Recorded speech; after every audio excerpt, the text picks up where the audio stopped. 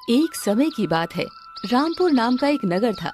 उसी नगर में एक नाथ नाम का एक आदमी रहता था। वो अक्सर लोगों को जादुई कहानियाँ सुनाता रहता है और बड़ी बड़ी डींगे मारा करता था। आज भी एक नाथ गांव की चौपाल में बैठा था। सर्दियों के दिन थे। लोग अलाव को जलाकर बैठे थे। अरे भाइयों, तुम्हें पता है, एक बार जब मैं लकड़ी लेने अपने गांव के घने जंगल में निकल गया था तो मैंने वहां पर एक गुफा देखी थी जहां पर कहते हैं कि सफेद बालों वाली बुढ़िया रहती है जो लोगों का शिकार करती है। अरे तो तू लकड़ी काटने गया था या सफेद बालों वाली बुढ़िया को देखने गया था? ये झूठी कहानी तो केवल एक नाथ पर ही सूट करती है। तभी एक नाथ बोल पड़ा। क्या गचोले चाचा, मैं तुमको क्या झूठा लगता हूँ? मैंने आज तक जो भी कहा है वो सब 16 आने सच है, समझे? अच्छा, और जो तुम रोज रोज जादुई समुद्र के बारे में बताते हो, क्या वो भी अच्छा है? हाँ काका, मैं सच कह रहा हूँ। अपने गांव से 5 कोस दूर उत्तर दिशा में वो जादुई समुद्र है जिसकी बीच धार का जो भी पानी लेकर आता है समझो उसका कल्याण हो जाता है। अबे यार, ये बता, क्या बीच धार का पानी किनारे के पानी से अलग है, जो तू बीच धार के बारे में हमेशा बोलता है? हाँ काका, बीच धार के पानी को इसलिए बोलता हूँ क्योंकि एक बार जब मैं मछलियों की तलाश में उस जादुई समुद्र के बीच में फंस गया था तब मुझे बहुत प्यास लगी। तब मैंने अपने हाथों में वो पानी उठाया था। तभी उस पानी से एक जलपरी प्रकट हुई थी। उसी ने मेरी प्यास बुझाई थी। और ये देखो, सोने का एक सिक्का भी दिया था जिसे मैंने आज तक संभाल कर रखा है। ये देखो। सभी लोग एकनाथ की बातों में विश्वास करने लगते हैं। तभी हरिया चाचा कहते हैं, लेकिन भाई, जब वो जादुई पानी था तो उसने एक ही सिक्का क्यों दिया? वो तो बहुत सारे दे सकती थी ना। अरे काका, ये बात मुझे बाद में मालूम पड़ी कि जो जितना पानी बचा ले जाएगा उसे उतने ही सिक्के देगी वो जलपरी, क्योंकि उस समय मेरे हाथ में सिर्फ एक ही बूंद बची थी। अरे यार, तो तुम्हें ड्रम लेकर जाना चाहिए था ना वहाँ पर। अरे चाचा, चला तो जाता, लेकिन उस जलपरी की एक शर्त थी कि अगर दोबारा कोई पानी लेने आया तो उसे अपनी सबसे कीमती चीज की कुर्बानी देनी पड़ेगी। और मैं इस दुनिया में सबसे ज्यादा अपनी जान को कीमती मानता हूँ, इसीलिए मैं डर के मारे गया ही नहीं। तो यार, हमें ले चलो, हम तो एक भी बार नहीं गए। हम यहाँ से पहले ही बड़े बड़े ड्रम लेकर चलेंगे जिसमें बहुत सारा पानी भर लेंगे, और बाद में जब वो पानी सोने के सिक्कों में बदल जाएगा तब आधा आधा बांट लेंगे। हाँ सही है, पर क्या अभी कुछ बचा है क्या बताने को? तो अभी बता दो, नहीं तो बाद में कहीं वहाँ जाकर फंस गए तो लेने के देने पड़ जाएंगे। अरे नहीं फंसोगे, लेकिन मुझे आप लोगों पर भरोसा नहीं है। कहीं सोने के सिक्के देखकर तुम लोगों ने मेरा हिस्सा नहीं दिया तो? इसीलिए मैं उस समुद्र में तब ले चलूंगा जब तुम लोग अपने अपने घर से सोने का सामान लेकर आओगे। लेकिन भैया, अगर आप हमें लेकर नहीं गए तो? हमें भी तो आप पर विश्वास नहीं है। अगर मुझे तुम लोगों को धोखा देना होता तो ये राज की बात क्यों बताता? तुम लोगों की मर्जी है। वैसे भी जब तुम लोग अपने अपने बड़े बड़े ड्रम भर लोगे तो धनवान तो बन ही जाओगे। सभी लोग लालच में आ गए और अपने अपने घर से अगले दिन सोने का सामान ले आए और बोले, देखो भाई, शर्त के मुताबिक हम सब अपने अपने घर से ये सोने के आभूषण ले आए हैं। कोई नाक की बाली लाया है तो कोई सोने की अंगूठी। अब तो लेकर चलोगे ना?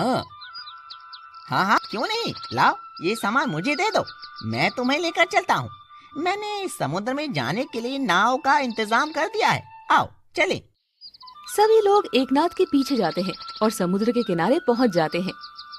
एकनाथ कहता है, देखो, ये एक जादुई समुद्र है, यहाँ पर कुछ भी हो सकता है, इसीलिए सभी लोग आंखों पर पट्टी बांध लो और मेरे साथ चलो। एकनाथ सभी लोगों की आंखों पर पट्टी बांध देता है और उन्हें नाव में बिठाकर ले चलता है समुद्र के बीच।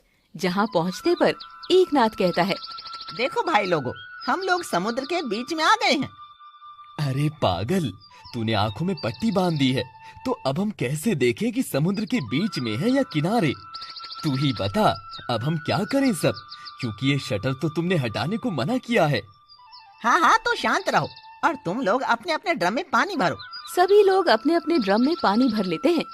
तभी एक जलपरी की आवाज आई। उसने सभी से कहा, तुम लोग ये पानी ले जा रहे हो, मगर ध्यान रखना दोबारा ये पानी लेने की हिम्मत मत करना, क्योंकि दोबारा आने पर तुम्हें अपनी सबसे कीमती चीज की कुर्बानी देनी पड़ेगी। अरे बाबा, हमने जब इतना ड्रम भर लिया है तो कौन यहाँ आना चाहेगा।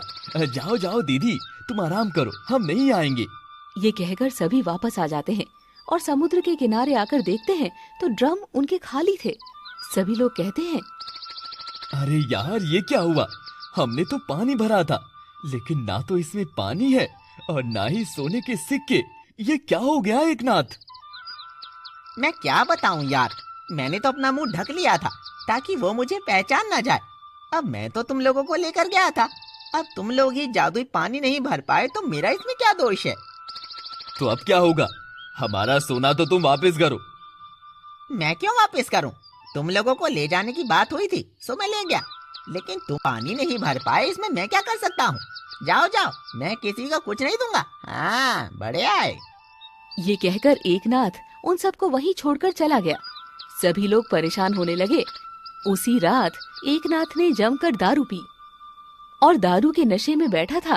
तभी किसी ने पूछा, अरे एकनाथ भैया, मैंने सुना है कि तुम्हें समुद्र में जादुई पानी के बारे में पता है, जहाँ से तुम सोने के सिक्के लाए थे।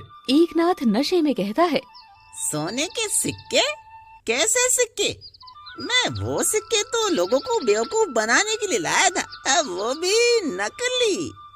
इसका मतलब समुद्र के बीच में कोई परी नहीं है, और जो लोग तुम्हारे साथ गए थे उन्हें कोई सिक्के नहीं मिले थे। तू पागल है क्या? ये सब मैंने कहानी बनाई थी। अगर उन लोगों को ड्रम में पानी मिलता तो मुझसे अपने पैसे मांग लेते, इसीलिए मैंने उन सभी को आंखों में पट्टी बांध कर ले गया और उनके ड्रम में पहले ही छेद कर दिया था ताकि पानी निकल जाए और मैं बच जाऊं। अगर वहाँ कोई जलपरी होती तो मैं यहाँ क्यों फोकट की दारू पीता? उसकी ये बात गांव के वही लोग छुपकर सुन लेते हैं और गुस्से में सबसे पहले उसकी धुनाई करते हैं और अपने अपने सोने के गहने मांगते हैं। सोने के गहने दे दूं? क्यों भाई? अभी जो तुम लोगों ने मुझे रुई की तरह धुना है वो क्या था? मैं कुछ नहीं दूंगा, क्योंकि मैंने सारे गहने जलपरी को दे दिए हैं डबल करने के लिए। तुम्हें पता है ना, वो जादुई समुद्र है। उसकी ये बात कहते ही सभी लोग उसे उठाकर उसी की नाव में बैठाकर समुद्र के बीच में ले जाते हैं, जहाँ पर उसे ले जाकर पानी में फेंक देते हैं और कहते हैं, जा अपनी जलपरी के पास, अब कभी मत आना गाँव में। जलपरी?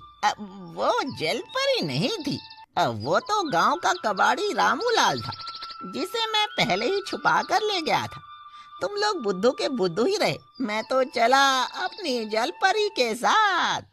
ये कहकर वो बहता हुआ आगे निकल गया और गांव के मूर्ख लोग अपने बाल नोचते हुए गांव में आ गए। तभी उन्हें वही रामूलाल कबाड़ी वाला आगे दिखाई दिया। अरे तुम लोग समुद्र के पास क्या कर रहे हो? तुम्हारी माँ का इंतजार कर रहे हैं। और ये कहकर उन सभी लोगों ने रामूलाल को भी पकड़कर समुद्र में फेंक दिया और चले गए। इन्हें क्या हुआ? पागल हो क्या जो जलपरी को फेंक दिया? भलाई का तो जमाना ही नहीं है।